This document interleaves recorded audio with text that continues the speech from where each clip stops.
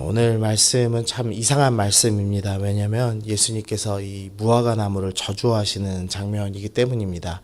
예수님께서 누군가를 고쳐주시거나 자유롭게 풀어주시거나 구원해 주시거나 하는 일들은 늘 있었지만 누군가를 저주하신 적은 한 번도 없습니다. 그래서 이제 이 본문이 매우 이상하고 심지어 어떤 사람들은 이거 잘못 기록된 거다 이렇게 이제 생각하는 사람들이 있을 정도입니다. 그러나 분명히 이제 이 부분이 성경에 쓰여진 의미가 있다는 것을 기억해야겠습니다. 먼저 예수님께서 이 잎사귀가 있는 한 무화과를 보셨습니다. 13절 보시면 그래서 그 나무에 무엇이 있을까 하여 가셨더니 가서 보신즉 잎사귀 외에 아무것도 없더라. 이는 무화과 때가 아님이라 라고 합니다. 잎사귀는 무성한데 열매 맺을 때가 아니었습니다. 그래서 열매가 없었습니다. 그런데 예수님께서 이제는 열매를 따먹지 못하게 될 거다. 그러니까 내가 필요할 때 열매를 맺지 못했으니 이 나무를 저주하겠다 하면서 이 나무를 말려버리시는 이야기가 나오는 겁니다. 예수님이 배고프셔서 이런 일을 행하신 게 아니다라는 것을 우리가 알 수 있죠. 그러면은 예수님께서 도대체 왜 이 이야기를 하셨는지에 대해서 이해하려면 15절부터 19절을 봐야 됩니다. 지금 이 마가복음 12절부터 14절이 위에 무화과 나무 이야기가 있고 또 이제 20절부터 다시 무화과 나무 이야기가 나오죠. 그래서 이 유대인들은 항상 중간에 있는 게 메인 스토리입니다. 그래서 중간에 있는 이야기를 하려고 위에 거를 지금 건드신 겁니다. 그럼 중간에는 이제 무슨 이야기가 나오냐? 성전 스토리가 나오는 겁니다. 15절 보니까 그들이 예루살렘에 들어가니라 예수께서 성전에 들어가사 성전 안에 매매하는 자들을 내쫓으시고 돈 바꾸는 자들의 상과 비둘기 파는 자들의 의자를 둘러 엎으셨다라고 기록이 되어 있습니다. 지금 예수님께서 성전에 들어가셨습니다. 이제 엄밀히 말하면 이곳은 이제 예전에 있던 성막과 솔로몬 성전에는 없는 곳입니다. 원래 이제 성전은 지성소, 성소, 그 다음에 이제 뜰에서 이제 물두멍이라고 그래서 손 씻고 제사를 준비하는 그런 공간들이 있었죠. 근데 지금 여기서 말씀하시는 성전은 고기 너머에 있는 부분입니다. 이 헤롯 성전을 지어지면서 요 성전 너머에 이제 여인의 뜰이라고 부르는 여인들이 와서 함께 예배드릴 수 있는 그런 공간을 만들고 또 그 너머에 이방인의 뜰이라고 하는 공간이 존재했습니다. 이 유다가 멸망한 이후에 남유다가 멸망한 이후에 이제 디아스포라라고 부르죠. 이제 외국에서 회당에서 신앙생활을 하면서 유대인들이 모였습니다. 그리고 그 유대인들의 모습을 보고 이방인들 중에서 개종을 하거나 이제 차마 개종은 하지 못하고 하나님을 믿는 경건한 이방인이라고 불리는 사람들이 있었습니다. 대표적으로는 에디오피아 내시 같은 사람들이 그런 사람들이죠. 이제 그 사람들이 이제 이방인이어서 성전 안까지는 못 들어옵니다. 그러나 이제 이 이방인 뜰에서 이제 하나님께 기도할 수 있는 그런 공간이 마련되어 있었습니다. 근데 지금 그 이방인의 뜰이라는 공간에서 장사하는 일들이 일어나고 있는 겁니다. 이 성전에 이제 제사를 드리려면 허물 없는 이제 흠 없는 양이나 비둘기나 이 제물을 준비해야 되는데 그게 매우 어려운 일이기 때문에 이제 자기 집에서부터 전혀 상처 입지 않은 동물을 데리고 온다는 게 너무 어려운 일이었기 때문에 이 동물들을 이제 예루살렘에서 판매했습니다. 그러니까 판매한 이유는 예배자들이 더 쉽게 더 언제든지 하나님을 예배할 수 있도록 배려하는 행위로 출발한 것이었습니다. 그러나 이제 이게 금방 변질되죠. 그래서 많은 이제 이득을 취하면서 동물을 이제 팔았습니다. 또 이 돈 바꾸는 자들이 나오는데요. 이 세상 돈은 너무나 악하기 때문에 특별히 당시에는 이제 로마 황제가 그려진 이 돈을 사용했기 때문에 그런 이제 부정한 돈을 쓸 수 없다. 그래서 성전에서 쓰는 동전을 따로 이제 준비를 하게 했습니다. 문제는 이제 여기에 동전을 바꿀 때도 환전을 할 때도 폭리를 취했다는 사실입니다. 이 이방인의 뜰에 장사하는 곳 중에 이 대제사장이 연 가판도 있었습니다. 그래서 66년도에 이 밀란이 일어나는데요. 이 민중들이 이제 도저히 못 살겠다 하면서 이제 반란을 일으킬 때 일본으로 부순 곳이 쳐들어간 곳이 어디냐? 대제사장의 집이었습니다. 왜냐하면 거기에 노예 문서가 가장 많은 곳이었기 때문에 자신들이 자유를 얻기 위해서 공격을 했습니다. 이제 그만큼 이 종교 지도자들이 본을 보이는 것이 아니라 돈을 벌려고 하는 공간이 됐습니다. 그러니까 하나님을 예배하고 기도하는 공간이 되어야 될 성전이 이제는 이제 돈 버는 공간이 된 겁니다.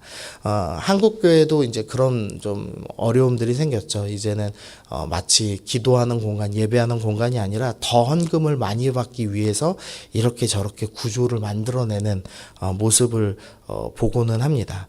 성전의 기능을 상실해 버리게 된 거죠.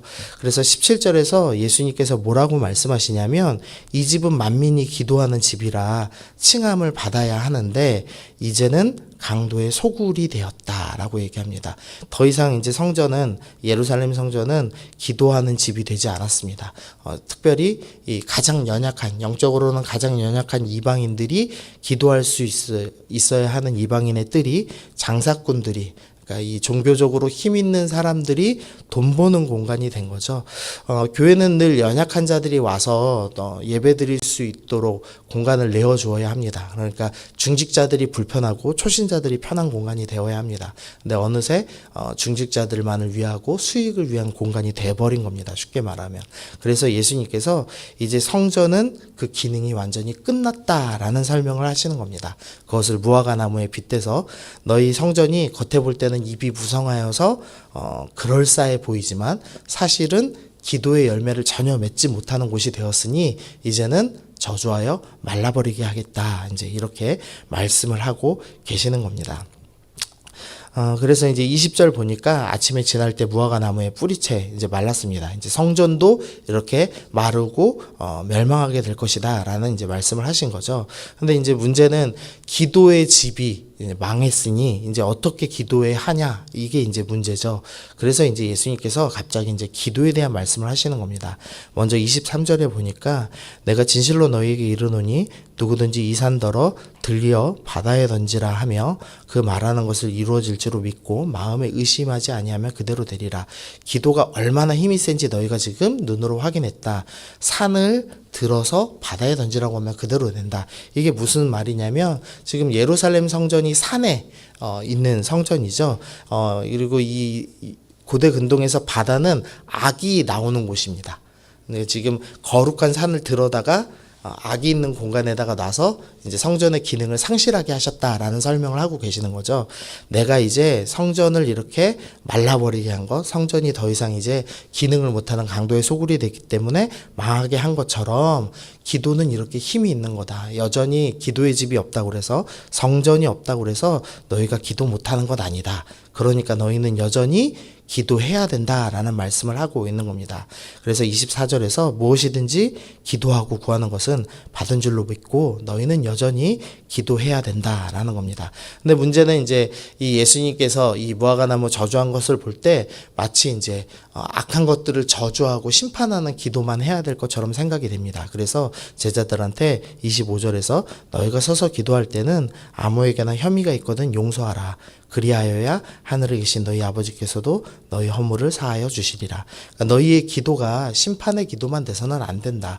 지금 심판한 것은 사람을 심판한 게 아니죠. 이제 성전의 기능이 다 했기 때문에 이제 잘못된 종교 장소가 되었기 때문에 이제 수익의 장소가 되었기 때문에 그 기능을 끝내신 것이지 사람을 정죄하거나 심판하거나 한 것은 아닙니다. 그래서 예수님께서 기도의 집이 사라질지라도 예루살렘 성전이 무너질지라도 너희는 여전히 기도해야 된다. 그리고 받은 줄 믿고 믿음으로 기도해야 된다. 그런데 정죄와 심판의 기도하지 말고 여전히 용서하며 섬김의 기도를 하며 나아가야 한다라고 말씀하고 있는 겁니다. 그래서 오늘 말씀에서 우리가 받아야 될 교훈은 우리 교회는 교회의 기능 제 기능을 하고 있는가. 잎사귀는 무성하고 사람들이 볼 때는 그럴싸한 예배를 드리지만 사실은 예수님께서 원하시는 열매를 맺지 못하여서 기도도 하지 못하고 또 약한 자들이 예배 드리는 것을 돕는 것이 아니라 오히려 우리끼리만 기쁘고 즐겁게 하며 돈 버는 공간이 된 것은 아닌가. 그것을 늘 경계해야 된다라는 것을 우리가 먼저 생각해야 되고요. 그러면서 우리가 한국 교회가 그렇게 썩어가고 있다라는 소식을 계속 듣는데 그 와중에 우리는 어떻게 해야 되는가? 우리는 여전히 기도해야 된다라는 것을 기억해야 한다는 것입니다. 우리는 여전히 기도에 힘이 있음을 믿으며 주님 한국교회를 불쌍히 여겨주옵소서. 또 우리 교회가 한국교회의 행태를 따라가는 것이 아니라 우리는 여전히 기도하는 집으로서 우리 교회를 잘 가꾸어 나가서 주님 기뻐하시는 열매 맺게 하여 주옵소서. 기도하며 또 연약한 자들이 이방인같이 가장 연약한 자들도 와서 얼마든지 예배드리고 하나님을 알아갈 수 있는 그런 교회 될 수 있도록 가꾸고 섬기는 우리가 되어야 되겠다, 이렇게 결심하시면서 같이 기도하며 나아가시면 좋겠습니다.